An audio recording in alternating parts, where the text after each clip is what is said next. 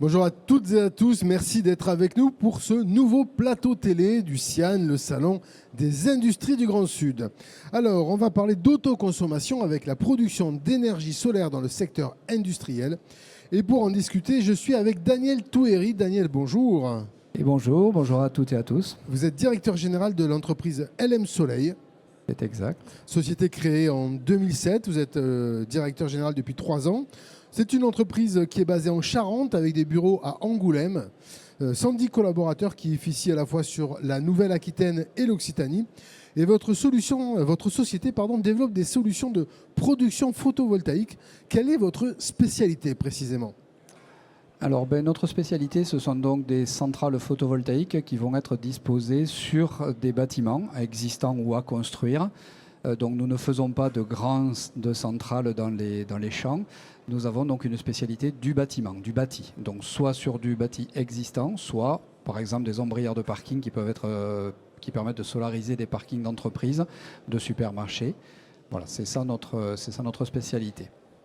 Et donc, on parle aujourd'hui d'autoconsommation. Est-ce que ça veut dire qu'avec les technologies modernes aujourd'hui, un site industriel peut être en autoconsommation en matière d'énergie photovoltaïque ? Alors absolument. Donc, dans les débuts du photovoltaïque, la production d'électricité était à 100%, on va dire, réinjectée sur le réseau. Et puis aujourd'hui, avec les nouveaux modèles économiques, les nouvelles contraintes, etc., une partie de l'énergie va être auto-consommé par l'entreprise et le surplus va être réinjecté sur le réseau. Mais il y a plus malin que ça et c'est là où nous avons une spécialité. C'est-à-dire que si à un moment donné un industriel a une centrale, produit pour lui, au lieu de réinjecter, je dirais de façon très basique, le surplus sur le réseau, il peut le mutualiser avec ses voisins. Donc donner une partie de sa production, du moins vendre une partie de sa production à son voisin qui lui en aurait besoin. Mais de même, son voisin peut avoir lui aussi une installation et au moment où le voisin consomme, peut-être que le premier ne consomme pas, donc il peut y avoir des échanges d'électrons entre les sociétés. Donc on mutualise une production et on mutualise une consommation, l'idée étant d'avoir un minimum de gaspillage. Ce que nous entendons par gaspillage, c'est l'électricité qui serait réinjectée sur le réseau et qui aujourd'hui, on va se le dire, est achetée à un tarif très très bas. Alors, question de néophyte, technologiquement, comment ça marche ? Est-ce qu'il faut que les deux installations des deux industriels soient compatibles, produits par la même société ? Comment ça fonctionne ? Alors, ça fonctionne de façon très très simple. La centrale produit et réinjecte l'électricité, dans tous les cas, sur le réseau. Voilà. Il n'y a que dans le cadre d'autoconsommation individuelle, zéro injection. Je ne vais pas rentrer dans ces détails-là, mais dites-vous que dans la majorité des cas, l'électricité à 100% est réinjectée sur le réseau. Et 1 mètre après, s'il le faut, on a le compteur de soutirage du client qui va reprendre l'électricité pour chez lui. Ou alors, l'électricité va continuer son chemin sur le réseau pour aller chez le voisin encore après. On va dire tout ça dans un cercle d'un diamètre de 2 km, suivant également quelques contraintes réglementaires. D'accord, donc le périmètre, on va dire, ça peut aller jusqu'à 2 km de diamètre pour permettre ces échanges d'énergie. Il faut savoir que le cadre réglementaire évolue également. Est-ce que ça peut être une opportunité pour les industriels ? Alors tout à fait, le cadre réglementaire notamment, on va parler d'une chose très simple, c'est la solarisation des parkings. Donc beaucoup d'entreprises voient ça comme une contrainte, une obligation réglementaire pour laquelle ils n'étaient pas préparés. Nous voyons plutôt ça comme une opportunité. C'est-à-dire qu'en fait, vous avez un parking qui est déjà artificialisé, surface bitumée, les voitures en plein soleil, l'hiver soumis aux intempéries. Disons que l'avantage d'avoir des ombrières de parking, ça permet de mettre ces véhicules à l'abri et surtout donc d'utiliser une deuxième fois, si je puis dire, en plus du stationnement, pour y produire de l'électricité. Cette électricité, donc, comme je l'ai dit précédemment, peut être réinjectée dans l'entreprise, en passant par le réseau, et être autoconsommée par l'entreprise elle-même ou ses voisins. Alors on va parler un petit peu chiffres.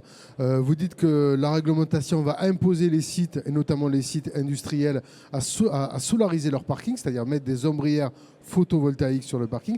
Est-ce qu'il y a des limites de mètres carrés ou de superficie pour cela ? Oui, on va parler d'un minimum de 1500 mètres carrés, mais finalement c'est très très petit. Je reviens sur les avantages. Pour l'entreprise, c'est pas ou très très peu d'investissement. Par contre, un avantage d'avoir, comme je l'ai dit, des véhicules à l'abri, de l'ombre tout de suite, à l'abri de la pluie tout de suite, pas d'entretien. C'est un geste pour l'environnement, mais surtout, en fait, c'est un accès à une énergie verte un tarif qui est sécurisé, qui ne subira pas de variation puisqu'il est indexé sur le prix du bâti. Et une fois que c'est construit, c'est construit. La mutualisation avec ses voisins, donc peu de gaspillage. Et puis surtout un tarif attractif pour l'industriel qui est dans cette boucle. Alors, est-ce que ça veut dire que le retour sur investissement, il est assez rapide ou il faut attendre un petit peu de temps? Le retour sur investissement est très rapide puisque dans la mesure où si on a bien dimensionné la centrale et que l'entreprise est un consommateur, on va dire dans certaines proportions, le retour sur investissement est instantané puisqu'en fait l'entreprise achète l'électricité moins cher que ce qu'elle l'a payé. Et elle n'a pas fait d'investissement puisqu'LM Soleil se positionne comme un tiers investisseur, c'est-à-dire que c'est LM Soleil qui investit pour l'entreprise. Quand je parlais des ombrières, c'est LM Soleil qui construit à ses frais les ombrières sur le parking de l'entreprise et ces ombrières appartiendront à l'entreprise au bout de X années. Donc pas d'investissement pour l'entreprise, donc un ROI très court. D'accord, donc la société LM Soleil que vous représentez aujourd'hui va engager les travaux, va payer ces travaux, financer ces travaux. J'imagine que le modèle économique pour vous, c'est un financement sur une partie de l'électricité produite. Exactement. Jusqu'au moment où vous restituez le bâtiment, enfin les ombrières, à l'industriel. C'est ça, c'était un contrat que nous passons sur une trentaine d'années. D'accord. Et donc au bout de 30 ans, l'ombrière, le bâtiment qui a été construit, la centrale qui a été installée sur une toiture deviennent propriété de l'entreprise. Il faut savoir d'ailleurs que les installations que nous faisons, les modules, les panneaux photovoltaïques ont une durée de vie d'au moins 40 ans. Donc au bout de 30 ans, la vie n'est pas terminée pour ces modules-là et la centrale continuera à produire. D'ailleurs, pour un industriel, c'est un vrai avantage puisque LM Soleil s'occupe de tout. Nous sommes complètement intégrés. Toutes les démarches administratives, géomètres, architectes, dépôt de permis de construire, absolument toutes les démarches administratives sont prises en charge par LM Soleil, ainsi que toutes les opérations de construction et de raccordement. Voilà, on a vraiment ce savoir-faire depuis 2007 dans notre société. Alors depuis 2007, il faut savoir que les technologies ont beaucoup évolué aussi, puisque à une époque, on n'arrivait pas à être en autoconsommation avec un rendement qui était trop faible. Aujourd'hui, beaucoup de technologies, beaucoup de croisements et d'évolutions vous permettent d'être compétitif sur ce marché-là, puisqu'il y a le rendement, il y a le modèle et la durée de vie, vous avez dit 40 ans pour les panneaux photovoltaïques. Absolument. Donc effectivement, depuis les premières centrales qui avaient été construites il y a une vingtaine d'années, les prix ont énormément diminué. Bon, le prix de rachat d'électricité aussi, certes. C'est vrai. Mais néanmoins, aujourd'hui, la réglementation, surtout, c'est la vraie évolution qu'il y a eu là-dessus, nous permet de mutualiser cette électricité. Comme je vous l'expliquais, on ne tire pas des câbles d'une entreprise à une autre. On réinjecte sur le réseau et l'entreprise qui est sur le récupère aussi cette électricité, comme on l'a dit tout à l'heure, dans un diamètre de 2 km. Quel conseil vous donneriez à un industriel qui veut se lancer dans un tel projet ? En fait, la prochaine fois, alors maintenant on a passé un peu la saison, mais le prochain printemps ou le prochain été, je lui dirais quand vous montez dans votre voiture qui est surchauffée, d'accord, pensez à combien vous auriez pu gagner d'argent, on va dire, parce que vous auriez été équipé de panneaux photovoltaïques alors que la clim tournait à fond dans votre entreprise. Si vous aviez eu une centrale photovoltaïque dans le cadre d'une autoconsommation collective, cette électricité, vous l'auriez payée moins cher et il aurait été peut-être plus confortable de vivre dans l'entreprise. Votre voiture aurait également été à l'ombre, ce qui n'est pas un avantage négligeable. Bon, à part cette petite blague, effectivement, aujourd'hui, le tarif est vraiment bas. Des industriels se posent la question, est-ce que je fais de l'autoconsommation collective, qui est le sujet de notre conférence d'aujourd'hui, ou est-ce que j'investis moi-même dans ma centrale pour faire de l'autoconsommation individuelle?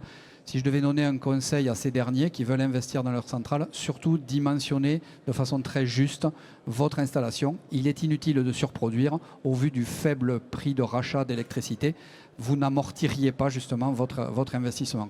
Donc je crois que le mieux est de passer par un professionnel comme LM Soleil avec qui on va dimensionner vraiment un projet sur mesure, j'insiste bien là-dessus, avec l'industriel pour voir quelle est la centrale qu'il pourrait investir en autoconsommation individuelle, voir la compléter par une installation en autoconsommation collective. Les deux ne sont pas incompatibles. Oui, les deux sont tout à fait Absolument, possibles. absolument. Et si demain j'ai une évolution de mon besoin en énergie parce que par exemple j'électrifie ma flotte de véhicules, est-ce que ça aussi ça peut être envisagé? Alors absolument, puisque justement vous avez mutualisé cette production d'électricité avec vos voisins.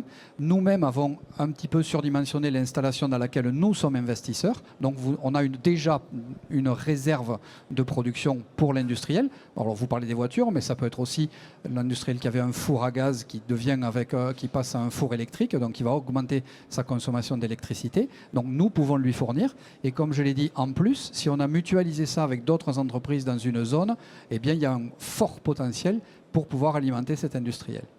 Très bien. Évidemment, si on veut plus d'informations, on prend contact avec vous, avec le site internet d'ALM Soleil. ALM Soleil, et nous sommes présents donc sur le stand de la Chambre de commerce de Tarn-et-Garonne. Daniel Touéry, merci pour ces explications. Mais c'est un plaisir, merci à vous.